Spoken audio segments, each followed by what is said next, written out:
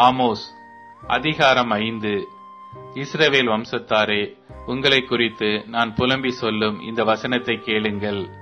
இஸ்ரவேல் என்னும் கன்னிகை விழுந்தாள், அவள் இனி ஒருபோதும் எழுந்திருக்க மாட்டாள். தன் தேசத்தில் விழுந்து கிடக்கிறாள், அவளை எடுப்பார் இல்லை. நகரத்திலிருந்து புறப்பட்ட 1000 பேரில் 100 பேரும் 100 பேரில் 10 பேரும் இஸ்ரவேல் வம்சத்தாருக்கு மீந்திருப்பார்கள் என்று கர்த்தராகிய தேவன் சொல்லுகிறார். கர்த்தர் இஸ்ரவேல் வம்சத்தாருக்கு சொல்லுகிறது என்னவென்றால், என்னை தேடுங்கள், அப்பொழுது பிழைப்பீர்கள். பெத்தேலை தேடாதேயுங்கள், கில்காலிலும் சேராதேயுங்கள், பேர்சபாவுக்கும் போகாதேயுங்கள். ஏனென்றால் கில்கால் சிறையிருப்பாகவும் பெத்தேல் பாலான ஸ்தலமாகவும் போகும். கர்த்தரை தேடுங்கள், அப்பொழுது பிழைப்பீர்கள். இல்லாவிட்டால் பெத்தேலில் இருக்கிற ஒருவராலும் அறிவிக்கப்படாத அக்கினி யோசேப்பின் வீட்டில் பற்றி அதை பட்சிக்கும். நியாயத்தை எட்டியாக மாற்றி நீதியை தரையிலே விழப்பண்ணுகிறவர்களே, அவரை தேடுங்கள். அவர் அருமீனையும் மிருக சீரிஷத்தையும் உண்டாக்கினவர்.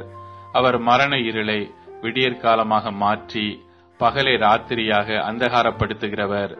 அவர் சமுத்திரத்தின் தண்ணீர்களை வரவழைத்து அவைகளை பூமியின் விசாலத்தின் மேல் ஊற்றுகிறவர். கர்த்தர் என்பது அவருடைய நாமம்.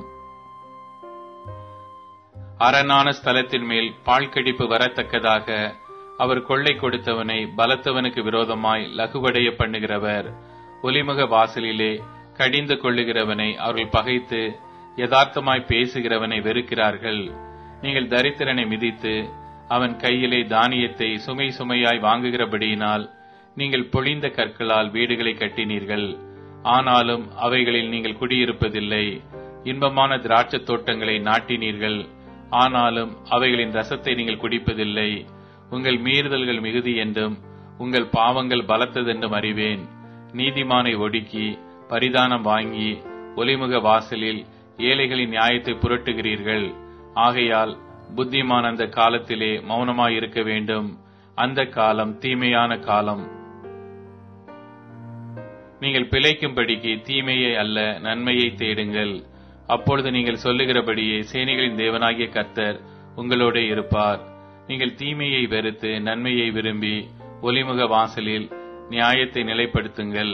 ஒருவேளை சேனைகளின் தேவனாகிய கர்த்தர் யோசேப்பிலே மீதியானவர்களுக்கு இறங்குவார். ஆதலால் ஆண்டவரும் சேனைகளின் தேவனுமாகிய கர்த்தர் சொல்லுகிறது என்னவென்றால், எல்லா தெருக்களிலும் புலம்பல் உண்டாகும், எல்லா வீதிகளிலும் ஐயோ ஐயோ என்று ஓலமிடுவார்கள். பயிரிடுகிறவர்களை துக்கம் கொண்டாடுகிறதற்கும் ஒப்பாரி பாட அறிந்தவர்களை புலம்புகிறதற்கும் வரவழைப்பார்கள். எல்லா திராட்சை தோட்டங்களிலும் புலம்பல் உண்டாயிருக்கும். நான் உன் நடுவே கடந்து போவேன் என்று கர்த்தர் சொல்லுகிறார். கர்த்தருடைய நாளை விரும்புகிறவர்களுக்கு ஐயோ, அதனால் உங்களுக்கு என்ன உண்டு? கர்த்தருடைய நாள் வெளிச்சமாயிராமல் அந்தகாரமாயிருக்கும். சிங்கத்துக்கு தப்பினவனுக்கு கரடி எதிர்பட்டது போலவும், அல்லது வீட்டுக்குள்ளே வந்து சுவரின் மேல் தன் கையை வைத்தபோது பாம்பு அவனை கடித்தது போலவும் இருக்கும்.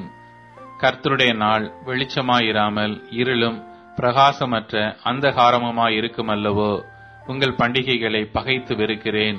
உங்கள் ஆசரிப்பு நாட்களில் எனக்கு பிரியமில்லை. உங்கள் தகன பலிகளையும் போஜன பலிகளையும் எனக்கு படைத்தாலும் நான் அங்கீகரிக்க மாட்டேன். கொழுமையான உங்கள் மிருகங்களின் ஸ்தோத்திர பலிகளையும் நான் நோக்கி பார்க்க மாட்டேன். உன் பாட்டுக்களின் இரைச்சலை என்னை விட்டு அகற்று. உன் வீணைகளின் ஓசையை நான் கேட்க மாட்டேன். நியாயம் தண்ணீரைப் போலவும் நீதி வற்றாத நதியைப் போலவும் புரண்டு வர கடவது. இஸ்ரவேல் வம்சத்தாரே, நீங்கள் வனாந்திரத்திலே இருந்த 40 வருஷம் வரையில் பலிகளையும் காணிக்கைகளையும் எனக்கு செலுத்தினீர்களோ? நீங்கள் உங்களுக்கு உண்டாக்கின மோளைகளுடைய கூடாரத்தையும் உங்கள் தேவர்களின் நட்சத்திர ராசியாகிய உங்கள் சொரூபங்களின் சப்பரத்தையும் சுமந்து கொண்டு வந்தீர்களே. ஆகையால் உங்களை தமஸ்குவுக்கு அப்பாலே குடியோட்டுவேன் என்று சேனைகளுடைய தேவன் என்னும் நாமமுள்ள கர்த்தர் சொல்லுகிறார்.